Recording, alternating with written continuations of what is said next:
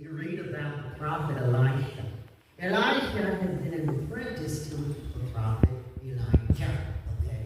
And Elisha was the one who boldly asked mighty things. Yes, he did. Why don't you tell him what he asked? He asked Elijah for a double portion of his spirit. That's like a greater measure, right, of his prophetic power. Some of you might remember that. I mean, that's gutsy, isn't it? I mean, let's not hold back. Sure enough, when Elijah got spun up into heaven, his robe was left behind. Elisha put it on, and his request was granted. The power of God was on him in a mighty way.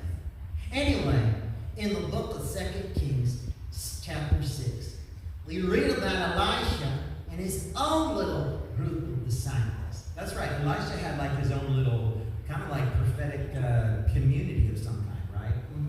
Well, these folks needed a bigger gathering place, or maybe it was a place to live. I don't exactly know, but they needed some more elbow room. So they decided to do some construction. Can we build it? Yes. All right. Yes, indeed. So what happens now? One day, these folks were down by the Jordan River chopping down trees. Well, one of these dudes had a faulty axe. And when he was chopping, the axe head did like a lot of politicians on television and went flying off the handle into the river. Big splash. I guess the head and the handle had a complicated relationship and decided to go their own separate ways.